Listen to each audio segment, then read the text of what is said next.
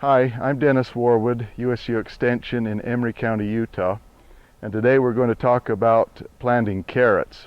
And now, this is not the normal time of year when we plant carrots. This is July, but we're planting these as a fall crop, which you can do, but the same principles would apply if we were planting in the spring.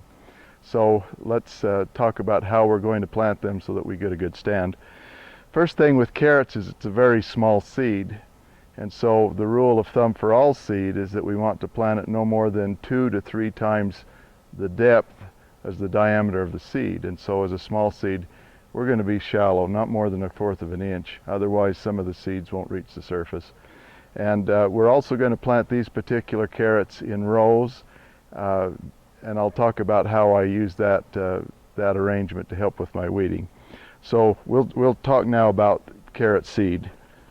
Carrots are a very small seeded crop, and so here on the right we have raw carrot seed as you would normally see it, and it's a very small seed. This center seed is also carrot seed, but it's pelleted, so they've coated it with a clay coating, and that makes the seed easier to handle and also easier to space the seed, because when we're planting a small seeded crop, often we'll overplant and then come back and thin because we want to make sure that we get the right coverage. The pelleted seed allows us to have a little more precise placement of the seed. And then over on the left here we have seed that's actually in a tape, and so you can see that the carrot seed has been embedded in this thin paper tape, and the tape can then be stretched out. And the advantage of this is, first, it's very easy to plant this way, but also it reduces the need to thin because the seeds are spaced within the tape. So those are some options for carrot seed. The first step in planting any time of the year is to start with a level, well-prepared seed bed, and this has been tilled just this morning, and it's free of large clods. There are no weeds, and it's a good seed bed for the carrot seed to go into. With any seed, I want the seed to have good contact with the soil, and then I want to be able to have it imbibe water, so I need to make some arrangements to keep it moist afterward. But on this bed, I'm actually going to plant these crops across the width of the bed rather than down the length of the bed. Now I can do that because I've got a furrow or a sprinkler irrigation system here. If I were doing a furrow or another system, I may have to go just the length of the furrow, but I'm going to go across the bed with some rows of carrots, and I'm not taking the time to measure or stretch a straight line, because if once this planting gets going, it'll just be a solid mass of carrot tops.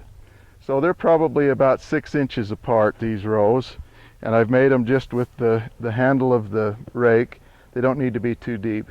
If you really want to have straight rows, another alternative would be simply to lay the rake down and step on the handle, and the indentation made by the handle, the indentation would be your row. So I've got my rows marked out there, and now I'm going to put the seed in.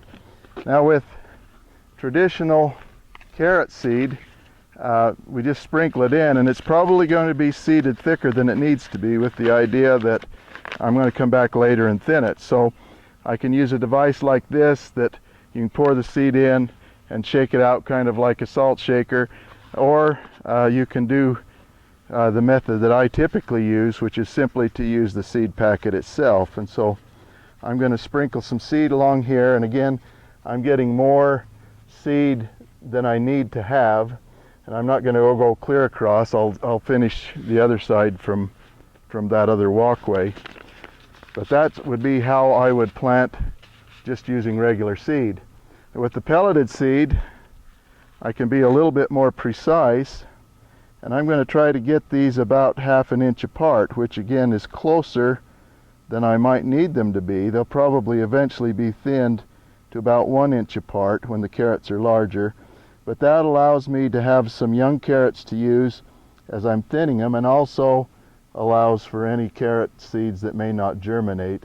I could still have a good stand. So there's the pelleted seed, and it's a light color. It's easy to see where you've planted, and it would be planted about that way. Now the taped seed, is even easier. All you have to do is find the end of the tape, which is sometimes the biggest challenge, and then stretch the tape out.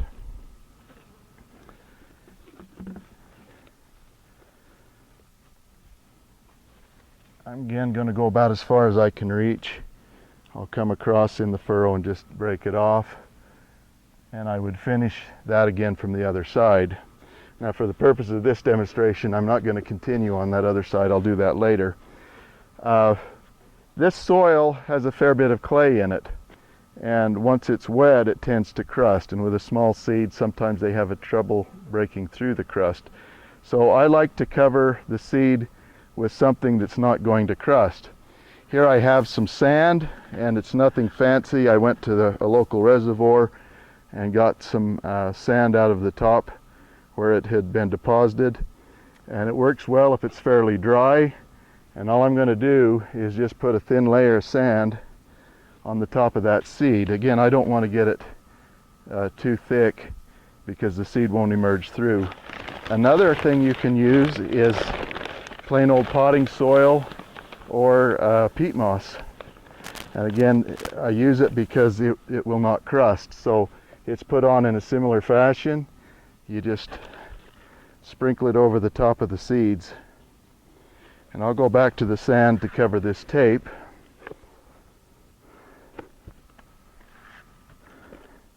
Doesn't take very long.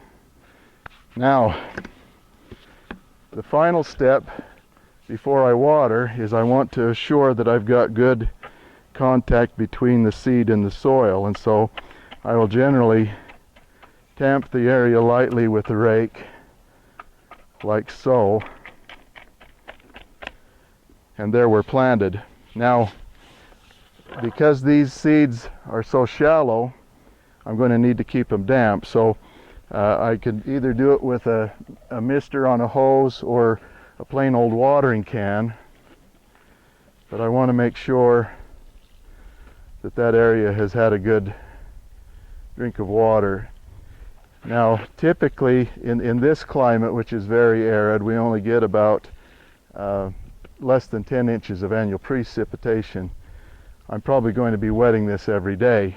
So I could do it with a watering can, or I could just use a spray device on a hose and treat the entire area. But I would do that every day. Now, another thing that's helpful, especially in the heat of the summer, is to put something on here to help shade this. So I've got some alternatives there. One would be to use plain old grass clippings. The thing I would need to be careful of is not to get them very thick, and so I'm going to scatter a thin layer of these clippings, and this is a mixture of grass and any unlucky broadleaf weed that happened to be in there that had not gone to seed. But you can put a light layer on there to kind of help shade that and keep the moisture in. And again, with this treatment, I would come through here probably every morning and just give it a light misting to keep the soil damp until the seedlings pop through. Another thing that you can do that works well is use something to cover the row to keep the row damp. Once I've got the water in there, I could simply lay something over the top of the rows like that, and just check that every day. If it started to dry, I would give it a little bit more water, and once the seedlings started to emerge, I'd remove it. Now, I could use a board, I could use an old piece of carpet, anything that would not generate or cause too much heat to build up under there that would keep it moist would be really helpful. Now, the last thing is, you may wonder why not go the length of the row. Why would I go across the row?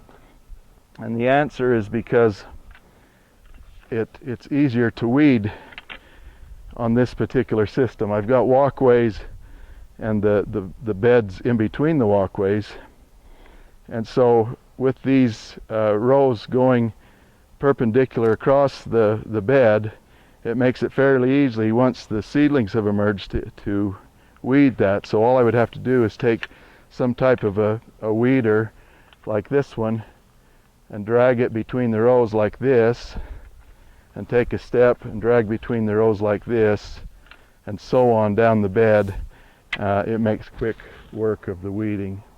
So there you have it. That's how you can plant carrots and expect to have good results.